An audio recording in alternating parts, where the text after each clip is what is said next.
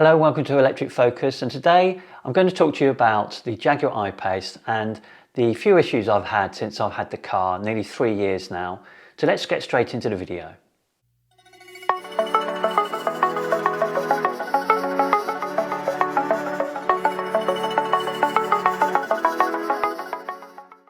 So the first thing to say is that I'm generally very happy with the Jaguar I-PACE. I've loved owning it and had it nearly 3 years now. And overall, I've hardly had any issues, just one major issue, which we'll come on to. But I'm really happy with the performance of the car and its reliability. But let's get into some of the issues I've had so that if you are looking to buy a Jaguar I-PACE, particularly on the second-hand market, there might be some things here you want to check out. So the first thing I had just after a couple of months of having the car was the Jaguar app stopped communicating with the car. Now, it didn't seem to matter what I did, resetting the app, taking the app off completely and reloading it again. I couldn't seem to get it to work, and I did speak to Jaguar Assist and still couldn't get any resolution. So in the end, I had to take it into the dealership and it was fixed, pretty quickly. I just had to leave the car there and come back and get it later, and it was all done. However, it was a bit annoying having to take it in, and that was the first thing that had gone wrong quite early on. So I was a bit concerned that there were going to be other issues.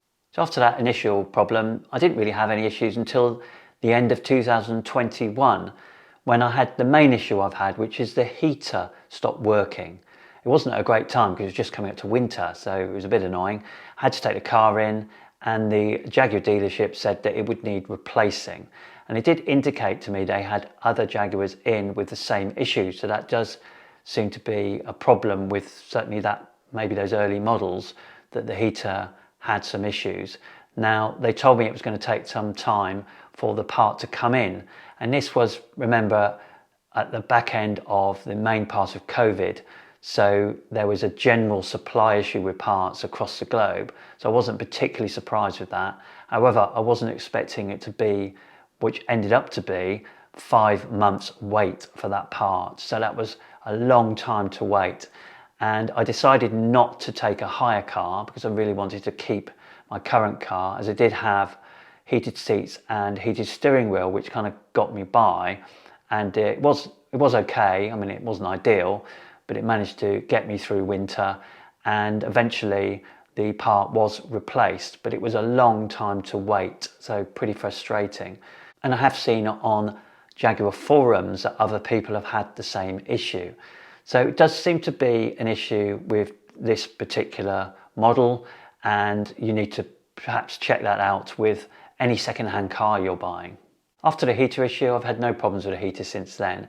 And I've had no real problems until very recently, and this was the start of 2023, when I started seeing some water in the frunk, so that's the compartment under the front bonnet, and it seemed to be after heavy rain, but then subsequent to that it seems to have happened again. So that could be down to maybe wear and tear. I'm not sure what the problem is, but I'm going to have the car taken in to have it looked at, so I'll let you know what happens with that. But it's certainly unusual and annoying because I keep my cables in there, and if you were to keep anything else in there, it certainly would be annoying to have that happen. And I have seen some mention of this on a Jaguar forum as well, so I'm wondering if it's a general issue that happens over time.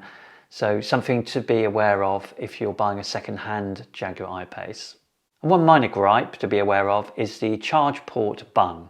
It's quite stiff, difficult to take out, and on a couple of occasions I've pulled it out and it's actually pulled the cable out as well, and that cable's quite difficult to get back in.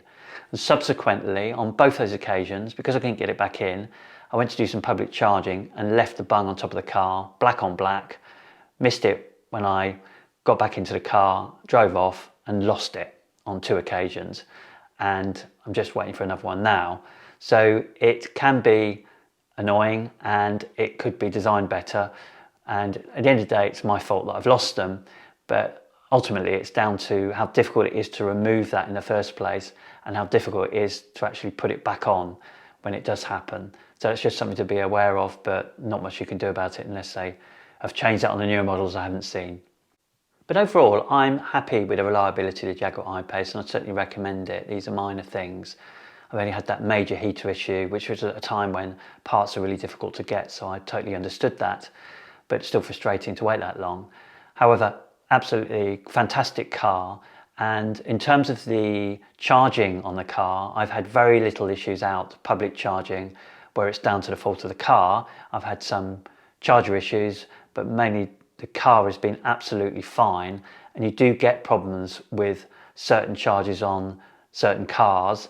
The first thing you do is look to the charger and try and blame that. Sometimes it can be the car itself that has some communication issues. And I've had none of that with the I-PACE, so you can be confident when you're out on the road with the I-PACE, it's going to work on all the different chargers out there.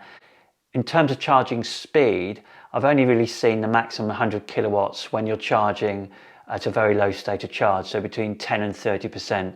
After that, it starts to taper off and it gets down to around 50 kilowatts by the time you get to 80%. And then below 80%, it really starts to slow down. So I wouldn't go much more above 85% state of charge before moving on to a new charger.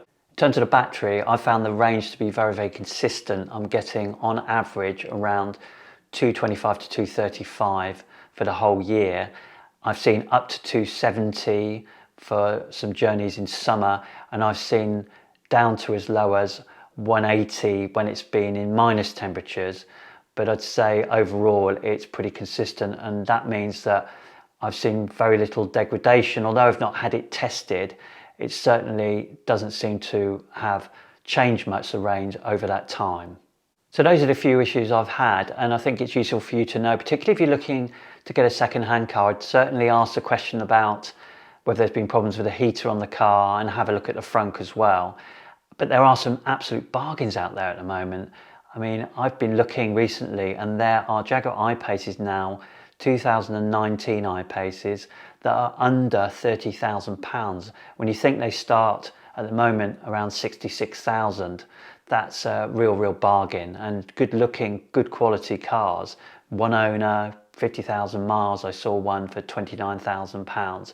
So there's some real bargains to be had, and I'd certainly recommend the Jaguar I-PACE. There are some better cars coming out with longer range and faster charging, but it's a fantastic car to own and drive, and I've really enjoyed having it. So I hope that was useful. As always, thank you for watching, and I'll speak to you soon.